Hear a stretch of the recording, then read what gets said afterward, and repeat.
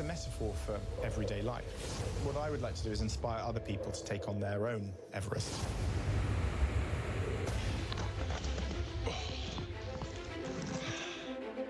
It's a very unique environment to be in. There's a lot of emotion here right now. I just feel such a letdown.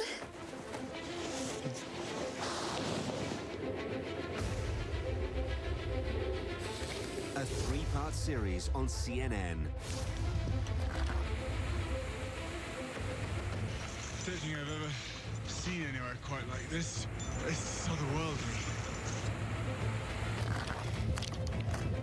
It's a bit scary here, if I'm to be honest.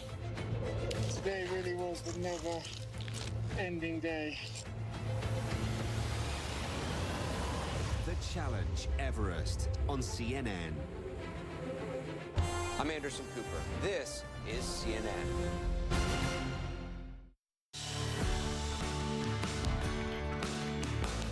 A bruising night of debate, and round two is just ahead. We're live in Detroit, Michigan, as more 2020 Democratic candidates are set to face off.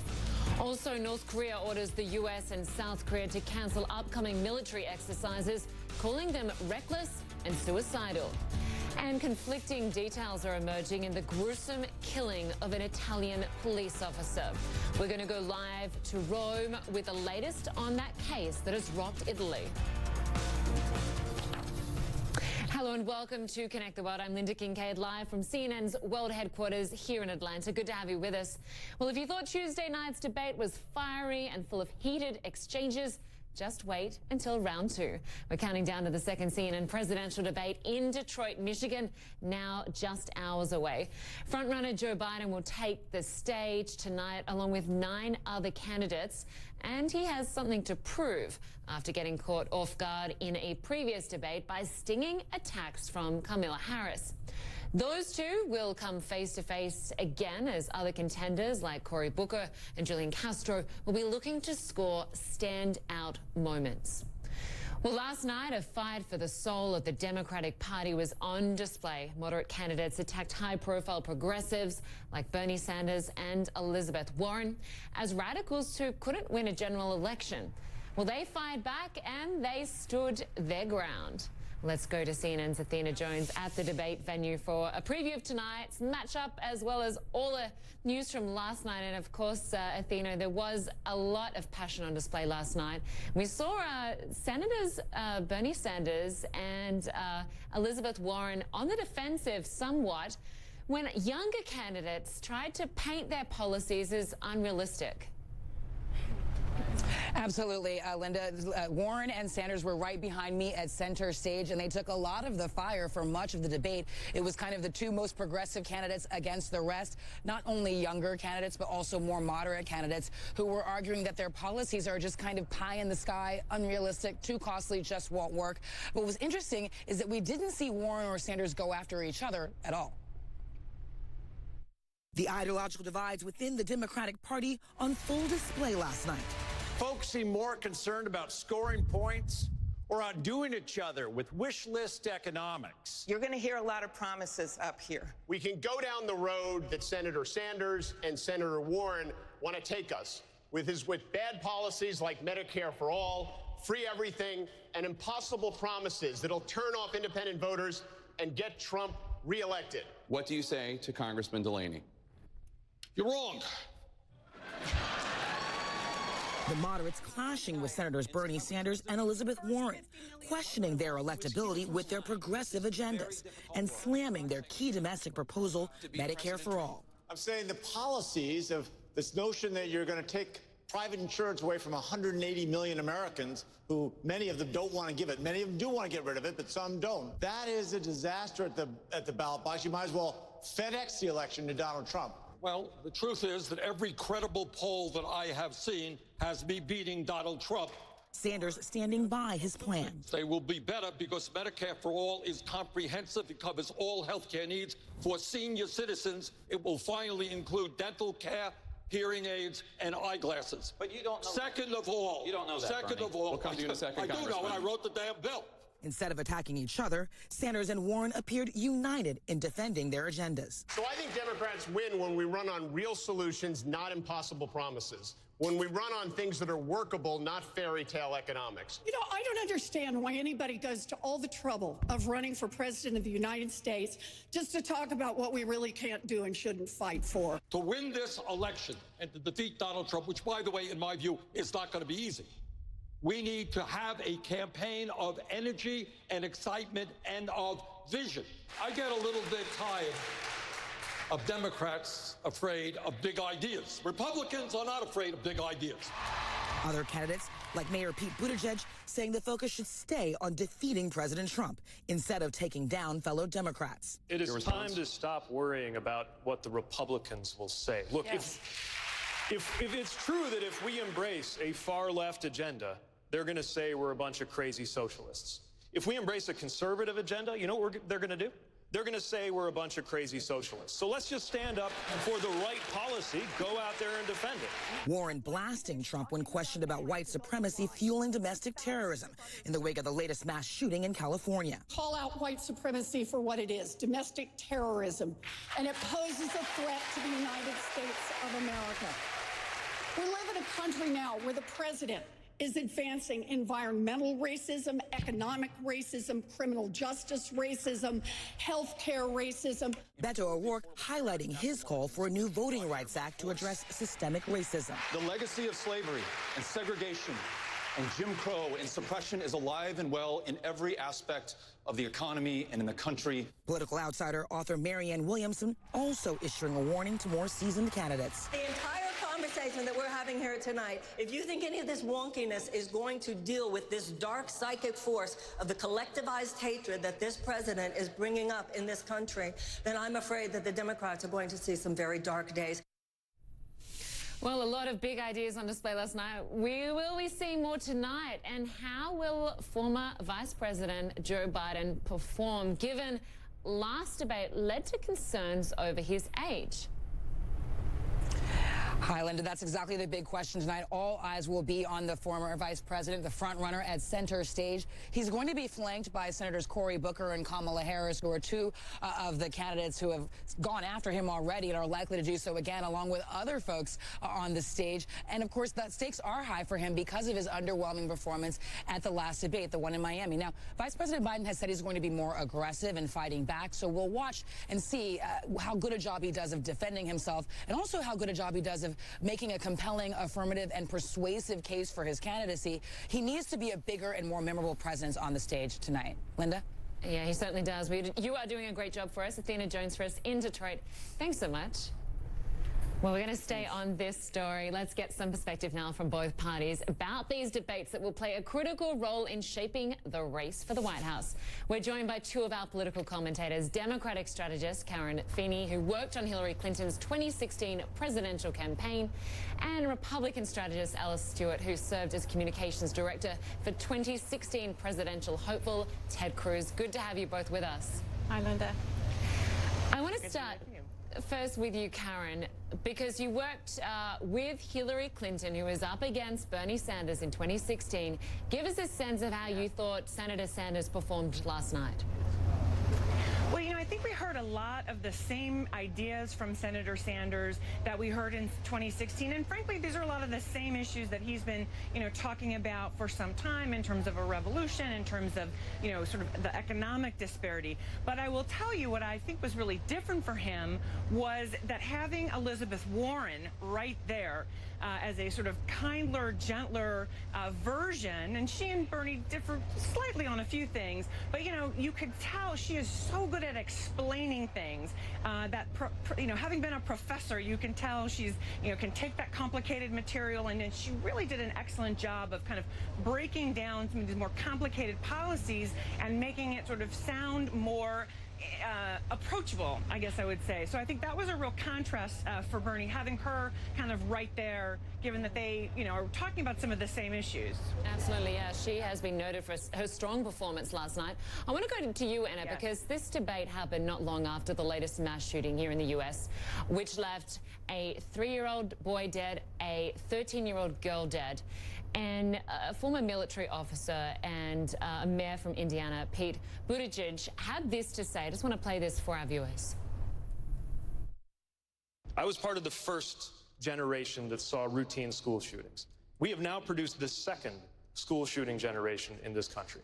We dare not allow there to be a third.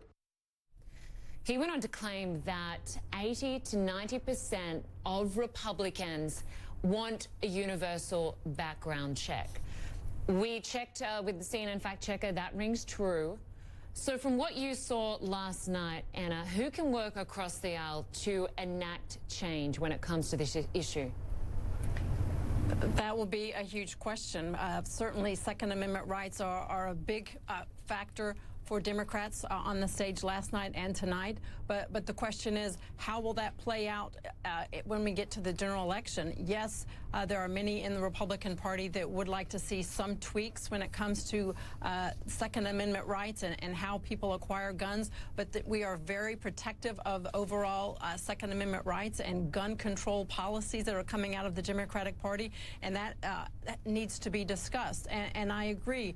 One mass shooting is one too many, and we cannot continue to do nothing. We need to have this conversation, but it's important to realize, Lynda, it is not just about looking at stricter gun control legislation. We also need to look at mental health component and other factors that are contribute to these mass shootings. And what we saw last night, whether we're talking about the Second Amendment rights issue, gun control, but a lot of the policies, what we saw last night was the far left wing of the party, Bernie Sanders and Elizabeth Warren, the more self-described socialist progressive wing of the party, versus the moderate. And that is dividing the party. It is splitting them apart, and it remains to be seen which will come forward. If the far left wing of the party comes forward in the primary, that is not a winning formula. That's not a good long-term strategy in the general election taking on President Trump. Hey, Karen, I want to get your take on that issue. Yeah. Who do you think can best perform on this issue? Because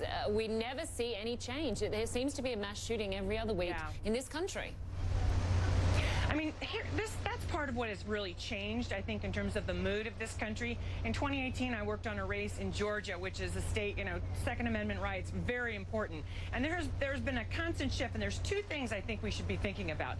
Number one, when you have your child, first grader, 6 years old, 7-year-old, 10-year-olds, coming home and talking about having done active shooter drills, that really is terrifying a lot of friends of mine and when they hear that from their kids. And so I think the nature of the conversation is changing. I think that's why you're seeing more people saying, okay, yes, common sense measures like background checks, we need to be willing to do that. And the other thing that we heard last night on the stage that I think was really important, Governor Bullock talked about it, Beto O'Rourke talked about it. This is a public health issue, and we cannot be in a situation where the NRA has such a stranglehold on legislators that we can't even do the research that ought to be done so that we better understand the scope of this problem. So I think there's been a real change in attitudes in this country. I think people are more open to different ideas, and I think the frustration, it's heartbreaking that we had this mass shooting happen, and, nobody really even was out there saying thoughts and prayers anymore, because we know that's not enough. And I think there's such a frustration because we know this government is not going to take action. And I think it's one of the things people really want to see change. I want to get to another moment from last night that was a surprise standout moment from someone relatively unknown to the U.S. population, certainly around the world. Marianne Williamson, she's a self-help author, and she was widely mocked for her talk about political love, but I just want to play some sound from her from last night. We need to recognize that when it comes to the economic gap between blacks and whites in America, it does come from a great injustice that has never been dealt with. That great injustice has had to do with the fact that there was 250 years of slavery, followed by another 100 years of domestic terrorism. I was one of many people Googling her name last night to find out more about her. To you, Alice, are you surprised that she was a standout for some of her comments last night? Well, Lynda, you're not alone. She was trending at the top of the list on Twitter as well last night. So she did really make a huge name for herself. And I'll be the first to say, in the first debate, I questioned really the amount of time she was even given. But last night, she really made some valid points. She certainly, in my view, represented a strong heart and soul of the Democratic Party. But at the same time, she called out some of her colleagues, and she said in some areas we're not doing enough. In some areas you're focusing on the wrong things. And she will be a real liability to the other candidates if she's able to continue to gain steam. And if nothing else, there's strength in numbers, and there's also a detriment in the large number. If she's able to just pull some of the support away from some of those lower polling candidates, they will not be on the stage next time, and she will be. So a lot of what she is talking about, peace and love, really resonated with people. And if she gets a little more meat on the bones with regard to policy, she's someone that I think has a little bit more longevity than I thought after last month's debate. Yeah, absolutely. And Karen, I want to get your take on that.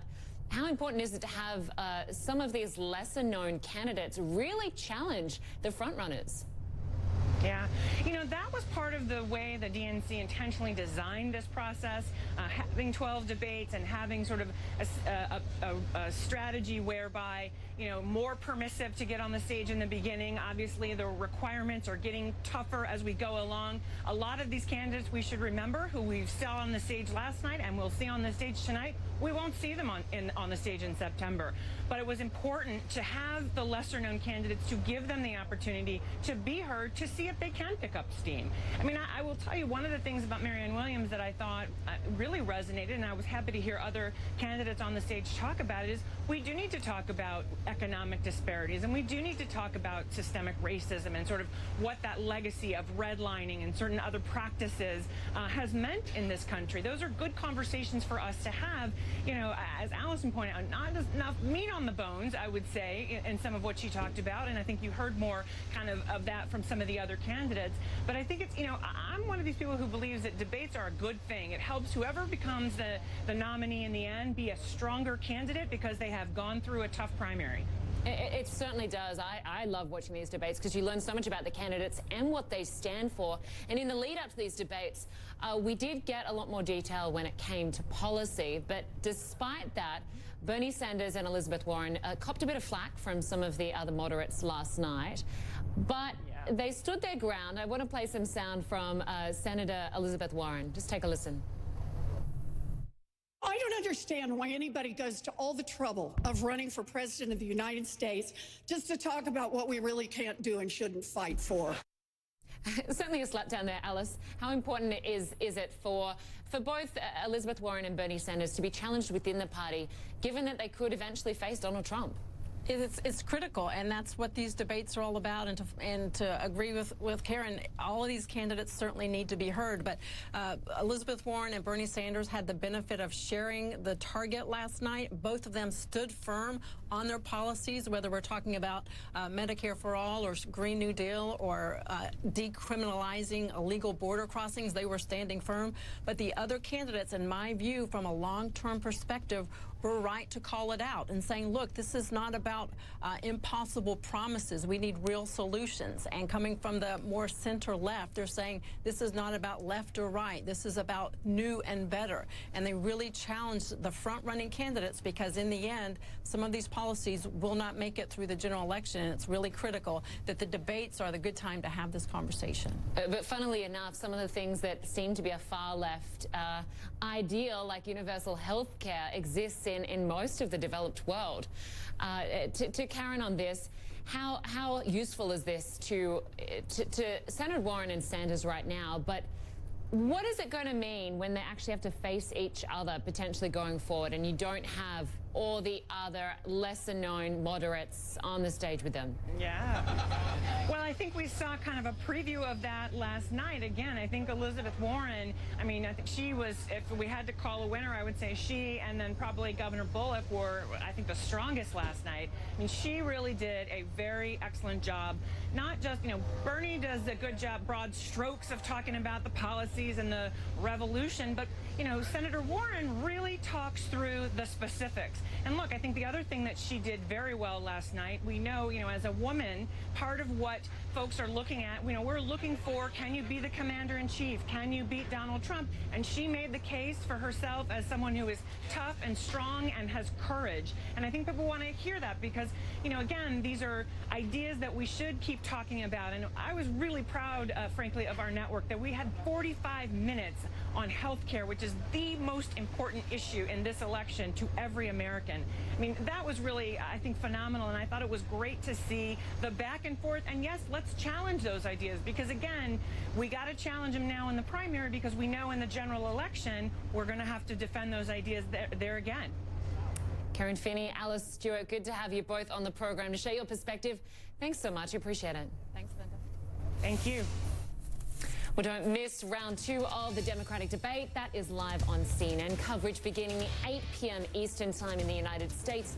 But you can see encore presentations at 7 a.m. London time, 2 p.m. in Hong Kong on Thursday, only, of course, here on CNN. And you can, of course, read a lot more about what the candidates had to say and what you can expect at tonight's debate. You can go to our website.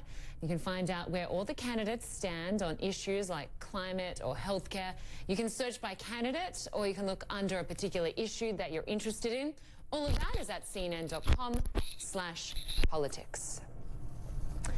North Korea launches another round of short-range ballistic missiles as a warning to South Korea to stop its upcoming military exercises with the United States.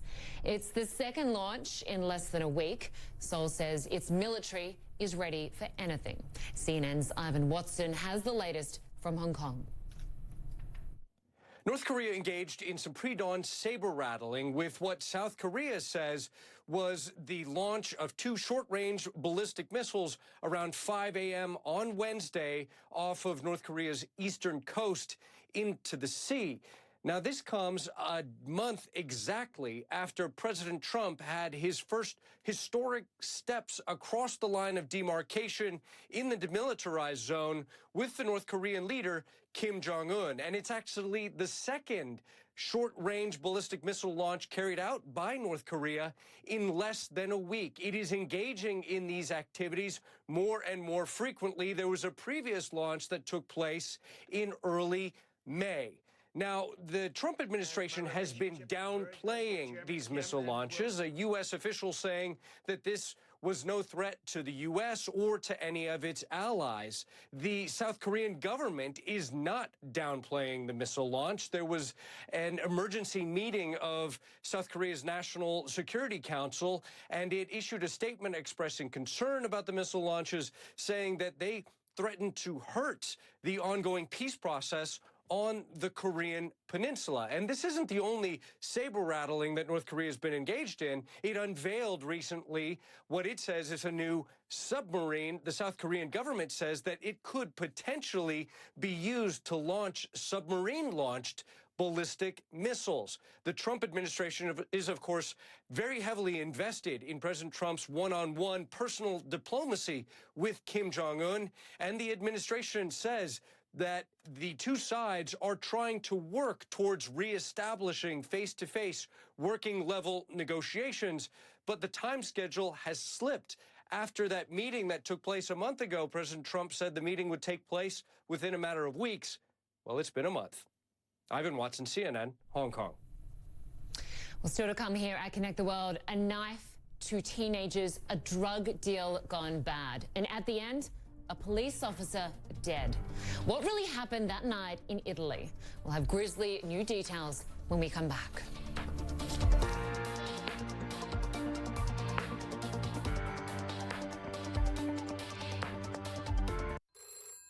Aren't you glad for innovation?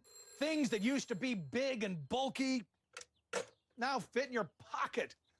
Even your hose. From the makers of the #1 expandable hose in the world comes another amazing pocket hose, the Silver Bullet. It's making other hoses obsolete. Look, that old hose is a pain in the grass, but the new Silver Bullet is the hassle-free hose. Just turn on the water and the Silver Bullet inflates from pocket size to super size. It's the hands-free hose that grows. Then turn off the water and it shrinks back down to a super light pocket hose. It's putting itself away. The other hose? It just sits there. No more dragging heavy hoses. No flipping and whipping to clear the kinks. The silver bullet will never kink. Look at that. I mean, that's a kink. And look at the water pressure. A silver bullet stores with ease. Perfect for boats or RVs. Look, your old hose and my silver bullet. Your old hose, my silver bullet. The exclusive bullet shell outer casing resists snagging, tearing, and wearing. It easily maneuvers around the garden without crushing your plants. And the silver bullet has no lead. These machine aluminum connectors make it safe for drinking. It's the lightest hose I've ever owned. Come on, dump the heavy old hose and get the bullet. Get the super light 25-foot pocket hose silver bullet today for only $19.99. Guaranteed to last a lifetime or your money back. You'll also get the Turbo Shot jet nozzle free. Now hold on, order now and you can double your order. Just pay a separate fee. 2 hoses, 2 nozzles, 1 great deal. Stop wrestling with your old hose and catch a silver bullet today. Call 1-800-418-1641. That's 1-800-418-1641. Call or visit silverbullethose.com. So call 1-800-418-1641 now.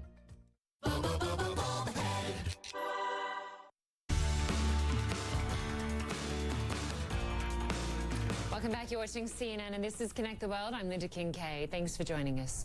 We're going to go to Italy, where the search for clues in the killing of that police officer continues. Police now returning to the hotel in Rome where the 2 American suspects stayed. Forensic teams are expected to search through their rooms. Melissa Bell has this report from Italy. American teenagers Finnegan Elder and Natal Yoroth running through the streets of Rome in the early hours of Friday morning, carrying a rucksack they'd allegedly just stolen after a botched drug deal.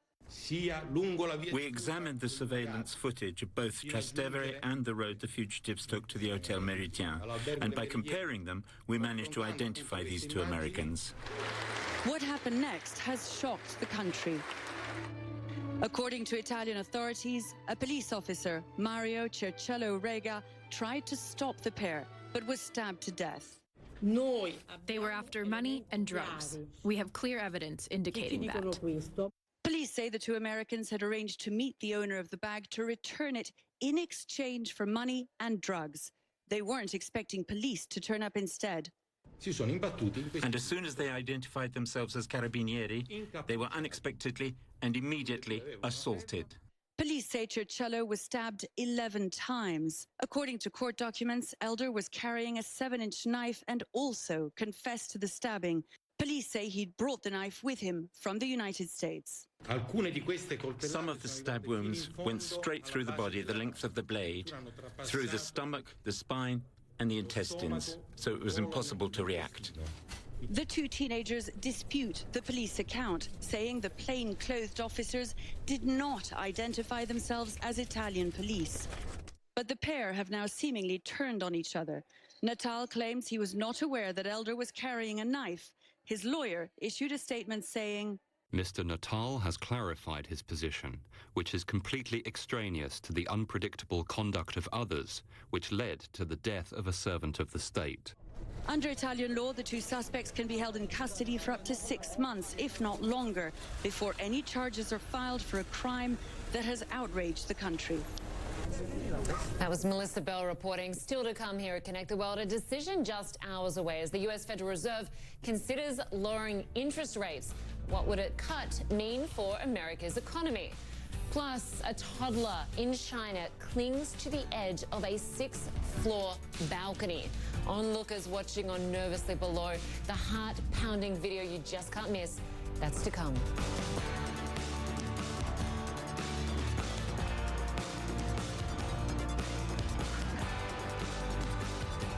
Got an idea for an invention, but don't know what to do next? Call my friends at InventHelp. They've been helping inventors for 35 years. It's easy. With 65 offices, you can meet with an InventHelp representative near you who will keep your idea confidential and explain their invention process step by step. InventHelp has helped over 10,000 inventors get patents. And they offer 3D animations and prototyping services to help demonstrate your idea. InventHelp's exclusive databank includes over 9,000 companies who have agreed to confidentially review new ideas, like yours. Your idea deserves a chance. Don't wonder what to do next. Step into the ring and take your best shot. Put InventHelp in your corner. Take action and get the help you need from InventHelp. Call today for free information. 800-417-0838. That's 800-417-0838.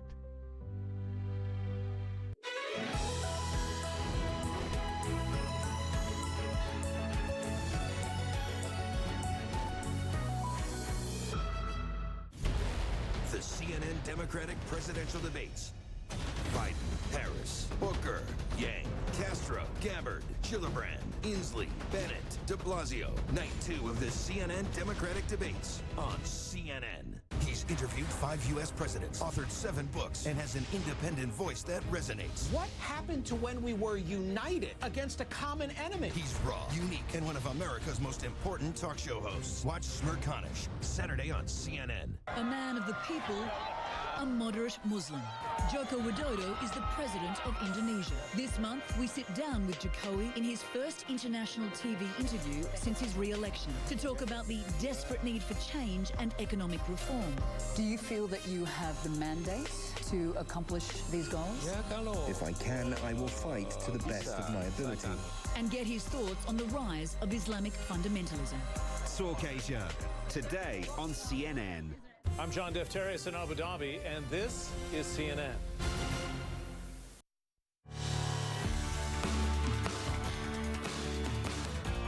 You're watching CNN, and this is Connect the World. I'm Lynda Kinkade. Welcome back.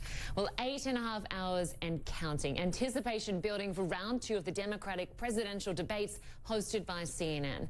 And the stage is set in Detroit, Michigan, where no doubt frontrunner Joe Biden will come under attack on multiple fronts as 9 other candidates hope to dent his lead in the polls. Many people are waiting to see the rematch between Biden and Senator Kamala Harris, in particular after her attacks in a previous debate left him politically bruised. 10 other candidates faced off last night, with moderates ripping into high-profile progressives, Bernie Sanders and Elizabeth Warren, accusing them of making unrealistic fairy tale promises. So why don't we actually talk about things, big ideas that we can get done? The stakes are too high. I don't understand why anybody goes to all the trouble of running for president of the United States just to talk about what we really can't do and shouldn't fight for.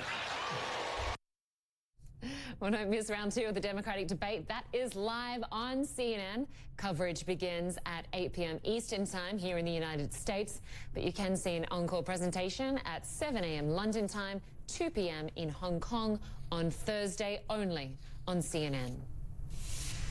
We're turning now to Hong Kong, where protesters gathered outside a police station calling for the release of dozens of people arrested during Sunday's clashes with police. Officials say a car drove by the scene Tuesday night, targeting the demonstrators with fireworks. 6 people were injured. Meanwhile, a judge has granted bail to 44 people charged with rioting during Sunday's protests. That charge carries a potential 10-year jail term. One other person not granted bail never showed up to court. Well, the cases have been divided into 4 trials. They're set to begin in September. The US Federal Reserve is poised to cut interest rates for the first time since the financial crisis of 2008, a move that could boost the already strong American economy. Such a move would be music to the ears of President Trump, who, breaking with precedent, has been trying to pressure the Fed to cut rates for months. Well, for more on all of this, we're joined by Claire Sebastian in New York. And Claire, this, of course, as I say, would be the first rate cut since the Great Recession in 2008. Why now? Yeah, Lynda, that's a great question, because if you look at the raw data of the U.S. economy, cutting rates doesn't seem like the obvious thing to do at all. The economy is not in a recession. Growth is pretty solid. Unemployment is at generational lows. Consumer spending is strong. We just got new numbers about that this week. And the stock market is close to record highs. But the Fed is doing this not because of pressure from the president. It says not because of even pressure from the stock markets, which has been pricing in a rate cut for a while now, but because they're thinking of it more as an insurance policy to stave off off a potential slowdown. They're worried about things like global growth. Europe is showing signs of weakness. They're worried about U.S.-China trade tensions trickling through and hurting the U.S. economy. And there are signs in the economy that things aren't quite as rosy as we might have thought, that momentum might be slowing. Things like business investment are slowing. Manufacturing is showing weakness. Inflation has never really recovered in the way that many had expected after the Great Recession. So they're thinking of this more as a kind of a vaccination rather than medicine that you take when something has already happened. So really that's how to look at this. A shot in the arm, so to speak. Well, the US and China, of course, in trade talks, hitting another roadblock. The latest meeting ending 40 minutes ahead of schedule. Not looking good there. Yeah, this was the first face-to-face meeting between the two sides, Lynda, since the talks broke down in May and since that truce was agreed between Presidents Trump and Xi at the end of June. And all evidence points to the fact that it didn't really yield much in the way of progress. The two sides are both calling it constructive. They both say that they talked about China increasing purchases of U.S. agricultural products. That's important because we know that the president wants to bring down the U.S. trade deficit. He on Twitter this week has criticized China for not doing that. But that's part of the problem here, is what's happening on Twitter and beyond. Even as these talks were going on, the two sides were publicly still slinging mud at each other. The president on Twitter, China's foreign ministry spokeswoman, saying that the U.S. needs to show more honesty and sincerity in these talks, calling the U.S. economy sick. So look, they're set to resume again in September, but for the moment it does look like this is still going to take a while. Yeah, it certainly does. Claire Sebastian in New York for us. Thanks so much. I want to show you some hair-raising video now from China. A 3-year-old boy is safe after this happened on Monday. You can see him hanging out of an apartment window 6 floors up. Neighbors gathered below and amazingly caught him in a blanket. Police say the boy was left alone when his grandmother went out shopping for groceries. Well, thanks to some pretty quick-thinking neighbors, he walked away unhurt.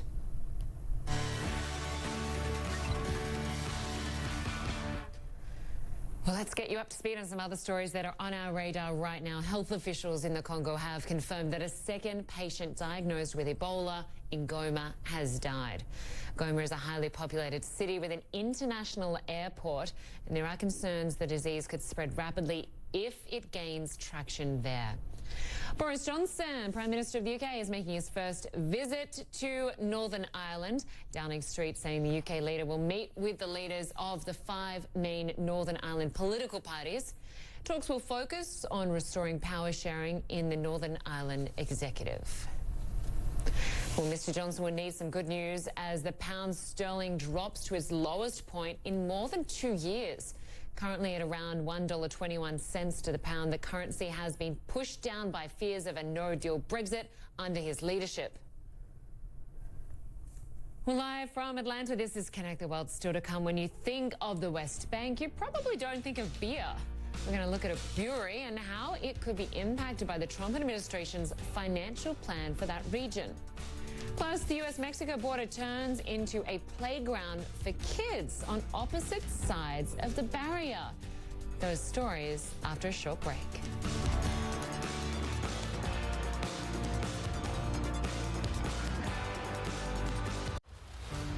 Vi que tenían a mi amigo amarrado de sus manos y de sus pies y con una venda en su cara. Es que ahora lo vas a matar, me dijo. Ya me dijo que ya no me iban a dejar salir. Me llevaron y pues me empezaron a vender con hombres. You've heard it in the news. It's happening right now. Thousands are fleeing gang violence in and around Central America. Millions more are leaving Venezuela to escape violence, insecurity, and threats. These refugee children desperately need your help today.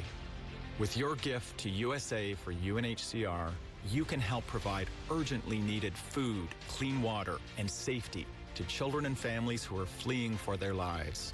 Go to forcetoflee.org and donate just $19 a month right now. Help bring peace and safety to these innocent children today.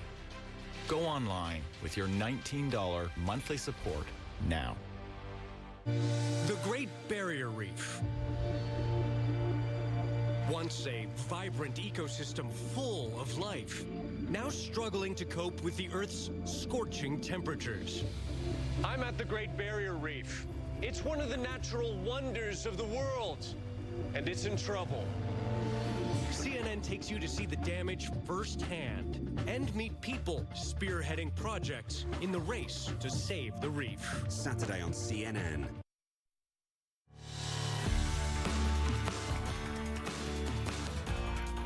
You're watching CNN and this is Connect the World. I'm Lynda Kinkade. Welcome back. Well, the Trump administration says it's trying to bring peace to the Middle East with a financial plan. But as our Michael Holmes traveled to a successful brewery, he learned that you can't run a business in the West Bank without coming up against political roadblocks. The Taiba Brewery in the West Bank is a Palestinian success story, producing 600,000 litres a year shipped locally to Israel and to 15 countries from Morocco to the US. It's a family-owned enterprise started 25 years ago and now run by a second generation of Kuri family brewers. And for all of those 25 years, the family has negotiated myriad obstacles, just getting their brew to markets abroad. It's a windy day here in the West Bank, but we wanted to come up here to show you the water tanks, because one thing you cannot make beer without is water. And water has always been a big issue in the West Bank. Israel controls the water supply. Taiba beer, like all Palestinians, they get an allowance. Once that allowance runs out, that's it. You want more, you have to pay for a tanker to ship it in. At the moment in the summertime, that's when we feel the water shortage. That's when you want to brew more beer, and that's when we have water coming once a week. Under the 1995 Oslo II agreement, Israel retained ultimate control over water resources. But Kogat, the Israeli military authority responsible for civilians in the West Bank, says the brewery is in a Palestinian-controlled area and the Palestinian authorities are responsible. In essence, when it comes to water issues, both sides blame the other. The latest attempt to untangle the Israeli-Palestinian conflict took place in Bahrain a few weeks ago. The US president's son-in-law, Jared Kushner, unveiling an economic plan for Palestinians, one criticized by many for rehashing old ideas, being vague about implementation and putting off political solutions for later. Madis Kuri and her family say economic dreams are pointless without a political settlement first. We need to resolve the political issue. We need to go back to negotiating and resolving the political problems, and then talk about the economy and economic solutions. So when you heard that plan, what did you think? I just brushed it off. Instead of aid or vague investment promises, Madis Kuri says much could be achieved by the easing of Israeli restrictions. Taxes, red tape, rules and regulations, she says, are for Palestinians only. The first roadblock, a literal one, the Israeli checkpoint between the West Bank and Israel. If you would look at the map, you would see the distance between our town Taiba to Haifa port, which we use to export. On the map, it's an hour-and-a-half drive. In reality, it actually takes 3 days if everything moves smoothly, which it never does. Israel's Kogat says those claims are, quote, not consistent with reality. The checkpoint transit times for goods are down to an average 90 minutes, and further improvements are planned. The Kuris disagree, but back in Taiba, the family will continue to brew and wait. Their business a microcosm of the broader economic hurdles that confront the Palestinian economy. Hurdles the Kuri family say won't be cleared without there being that political settlement. Something that looks more remote now than ever before, although Medisa's father, Nadim, is the eternal optimist. Someday we will be free. We have high hope in the future. Nothing left for us except the high hope. Michael Holmes, CNN, Taiba in the West Bank.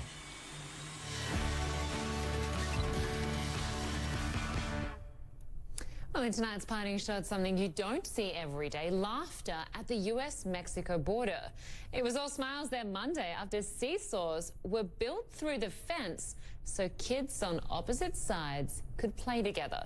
Even some adults managed to join into the fun. Well, the creators, professors from California, says the event was, quote, to fill them with joy, excitement, and togetherness. What a great story. What a great image there. I'm Lynda Kinkade. That was Connect the World. Thanks so much for watching. See you next time. This is Kate. Hey. She takes 2 prescriptions. Kate's son Jack takes 1 too. Kate works hard. and thought she had good insurance. But she still pays too much. That's no good. So Kate downloaded the GoodRx app. Now she can compare prescription prices to find the best discounts. She even beats her insurance price. Good for you, Kate. Good for you. GoodRx. Stop paying too much for your prescriptions. Download the free app today. A man of the people, a moderate Muslim. Joko Widodo is the president of Indonesia. This month, we sit down with Jokowi in his first international TV interview since his re-election to talk about the desperate need for change and economic reform. Do you feel that you have the mandate to accomplish these goals? If I can, I will fight to the best of my ability. And get his thoughts on the rise of Islamic fundamentalism. Talk Asia, today on CNN. It's a metaphor for everyday life. What I would like to do is inspire other people to take on their own Everest.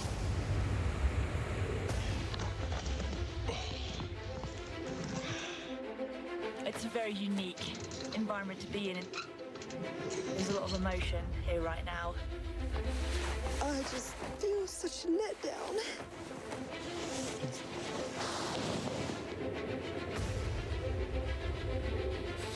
A three-part series on CNN. I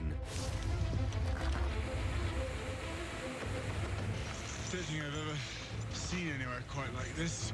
It's otherworldly. It's a bit scary here, if I'm to be honest. Today really was the never-ending day. The Challenge Everest on CNN.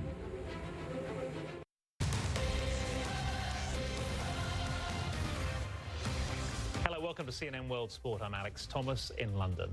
Major League Baseball's trading deadline is just over 4 hours away, with many of the league's top teams looking to bolster their squads as they make a run at the World Series title. Tensions can run high at this time of year, which might explain a massive brawl in Tuesday night's game between the Reds and the Pirates in Cincinnati. It included a player who had just been traded. Our own Coy Wire has more. Alex, like oil and water, these division rivals do not like each other. This is actually the second time this season the benches have cleared. And you can feel things getting out of control in this one. In the 7th inning, the Pirates, they're up big. And watch how this pitch sails just inches over the head of the Reds batter, Derek Dietrich. Now, didn't hit him, but that got the blood boiling, recalling some of those ill feelings from the last brawl. And then in the 9th, Reds pitcher Amir Garrett gave up a 3-run homer. He's yelling at the Pirates bench, and then he takes off on a full-on sprint towards the dugout, throwing a haymaker. It's like he wants to take on the entire city of Pittsburgh himself. His teammates finally arrive. Garrett eventually gets pulled away. He's flexing. Afterwards, he said the pitch over Dietrich's head is what set him off. It just gets to a point where, you know, nobody's protecting us. And, you know, like I said, I can't tell you really much what happened. You know, I was angry. You know, today it wasn't about baseball. You know, it was just about protecting my teammates and you know, protecting this brotherhood. It seems like every time Amir gets on the field, he's looking to fight, not looking to play baseball. It was extremely uncalled for. The way he went about it, I think, was extremely wrong. If a guy comes at you, you got to stand your ground. So, in all, 8 ejected, including the Reds' Yasiel Puig, who seemed to reignite the brawl just as things started to calm down. But listen to this. Puig wasn't even technically part of the team anymore. He didn't know it yet, but reports of the Reds trading him to the Cleveland Indians started surfacing 10 minutes earlier. The Cuban found out about the deal after the game. The Reds got pitcher Trevor Bauer in return. Bauer, remember, was so angry about being taken out of Sunday's game, he threw the ball from the pitcher's mound over the center field wall. This is the biggest deal we've seen so far, but we could see a lot of action just before the 4 p.m. Eastern trade deadline, Alex. Tons of teams still thinking they're in the playoff race, and all of them, they're looking for the same thing. Pitching. Teams that are in a position to sell are asking for a lot, so it'll be interesting to see if clubs are willing to pay a steep price to stay in the race. Coy Wire at CNN Center for us. Now, Jill Ellis, the first woman to coach a team to back-to-back FIFA World Cup titles, is standing down from her job with the U.S. national women's side. She'll leave the post in October, but will stay on at U.S. Soccer in the short term while figuring out her long-term future. Ellis said It has been an amazing ride. The timing of this is not just geared toward me on a personal level, but also for the programme as it prepares to start a new cycle. It just felt right, it felt good, and I'm in a really good place with the decision. Alice was born in England, but moved to the USA as a teenager. She's been the US women's team coach since May 2014, the USA winning 8 tournaments with Alice at the helm, including the last 2 World Cups. She was named FIFA World Coach of the Year in 2015 and has been nominated again this year. One of England's Cricket World Cup heroes, Jofra Archer, has been left out of the team for the first Ashes test against Australia. The match starts on Thursday in Edgbaston, Birmingham, the scene of England's World Cup semi-final win over their old rivals just a few weeks ago. England went on to win the tournament for the first time, with Archer playing a key role. But now they're looking to claim back the famous little urn from the Aussies in a series that dates back to the 1800s. Home captain Joe Root agreed that they were playing it safe with Archer's fitness. I mean, Jofra's obviously coming back from quite a serious injury. We looked at the conditions and we made a decision on what we thought was best going to take 20 wickets here, and also allows him time to get absolutely ready and fit and make sure that he's got his workloads up and ready to go for later on in the series if he needs to make an impact. Zinedine Zidane has been giving new life to the Gareth Bale saga, but it's not his main concern. And another top transfer target has been showing us around the hometown he may be forced to leave.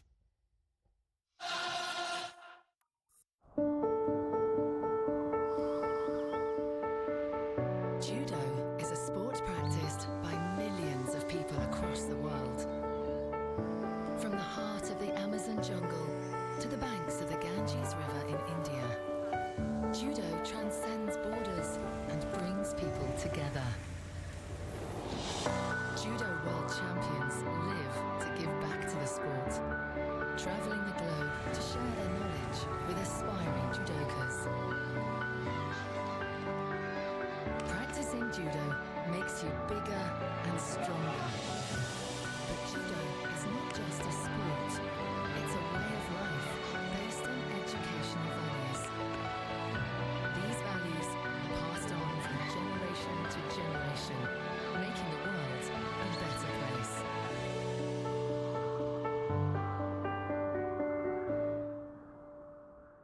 Got an idea for an invention, but don't know what to do next? Call my friends at InventHelp. They've been helping inventors for 35 years. It's easy. With 65 offices, you can meet with an InventHelp representative near you who will keep your idea confidential and explain their invention process step by step. InventHelp has helped over 10,000 inventors get patents. And they offer 3D animations and prototyping services to help demonstrate your idea. InventHelp's exclusive databank includes over 9,000 companies who have agreed to confidentially review new ideas, like yours. Your idea deserves a chance. Don't wonder what to do next. Step into the ring and take your best shot. Put InventHelp in your corner. Take action and get the help you need from InventHelp. Call today for free information. 800-417-0838. That's 800-417-0838.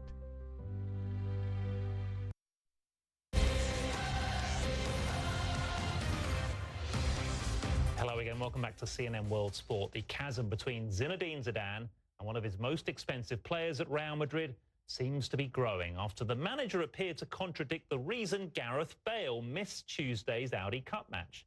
It was reported that Bale missed the trip because he wasn't in the right frame of mind after Real blocked a transfer to China's Super League.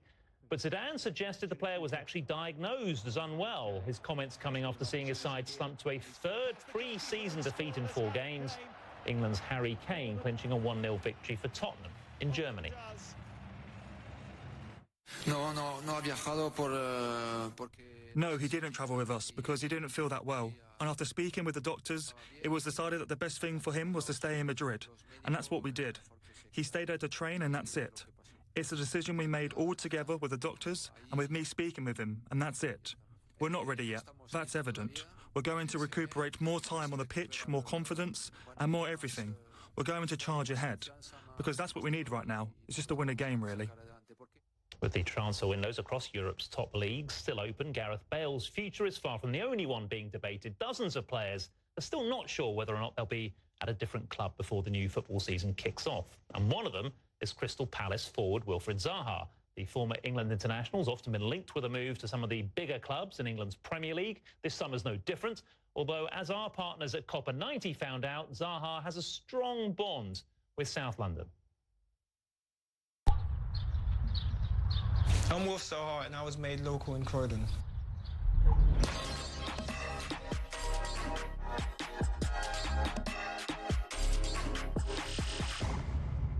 I'm proud to be from here and I'm glad that I'm still here because it's like I've reached my dream. I've managed to become a professional footballer and I'm still in the area where I made it. Still around my people, still around my friends. So I feel like you can do it too, do you know what I mean? That's why I'm proud to be from here, man. I think local communities help massively because it's a mindset where everyone wants to help everyone succeed, really. You can actually reach your goals. There's different opportunities if you choose to take them. Seeing the lights, seeing how crowded the road was, seeing how happy it made everyone, hearing so much noise, I used to think, what is going on over there? I was like, I wanted to be part of it. I remember going to the playoffs against Brighton. Yeah, that was mad. And you scored that scatty header. Yeah. Mate, And then people done the- think, and then done the belly dive thing. Yeah, people think I can't use my head or whatever. Boy, there's the evidence. Semi-finals, someone had to step up, obviously. Yep, and so did Kevin Phillips. What are you on about? What is this guy on about?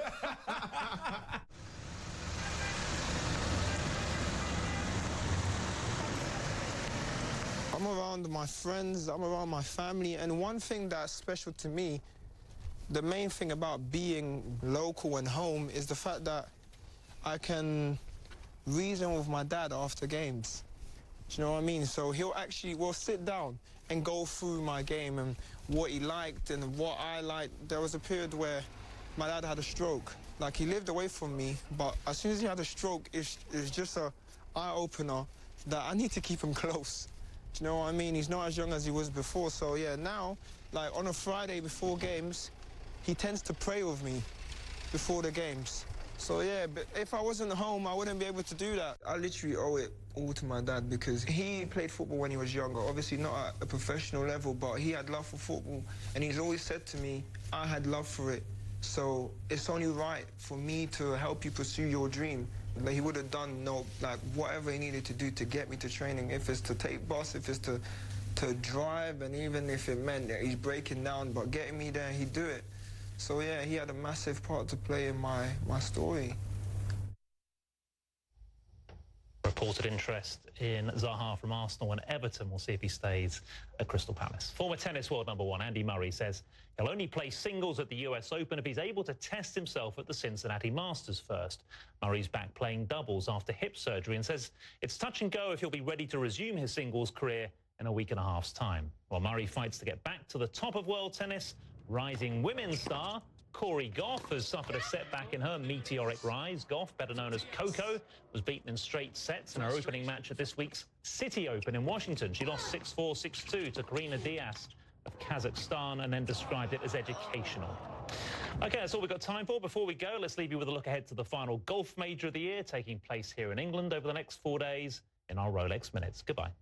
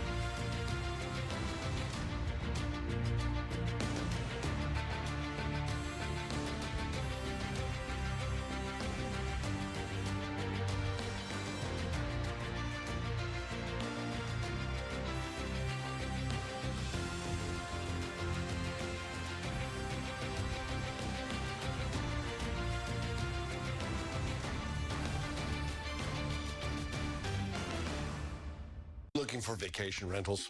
Search Home to Go Florida from $49. Home to Go Colorado, $59. Hawaii, just $63. Home to Go, it's the world's largest vacation rental search engine. I'm going to Florida. I'm Isa Suarez at the Colombia-Venezuela border, and this is CNN.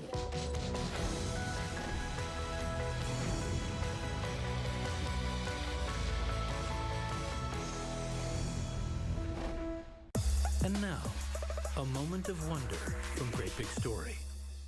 The legend around this chalk is that it's impossible to write a false theorem. I assume the special ingredient was angel tears.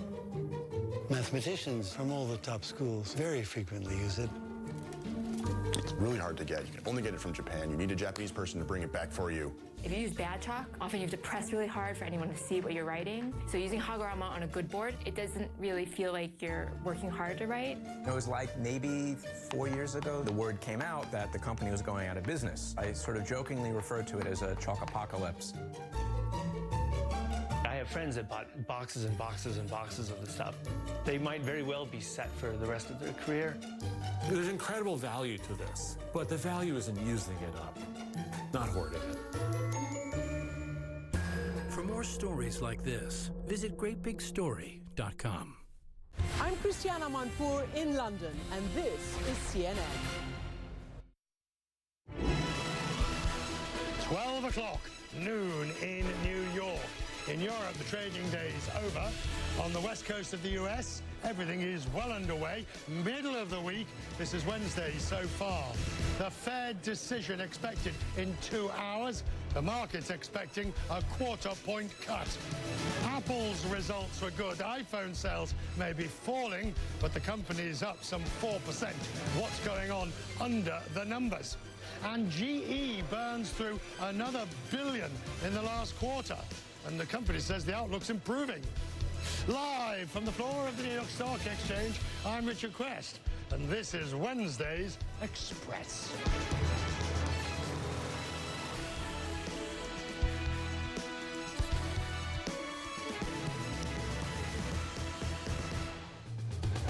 And a warm welcome to the floor of the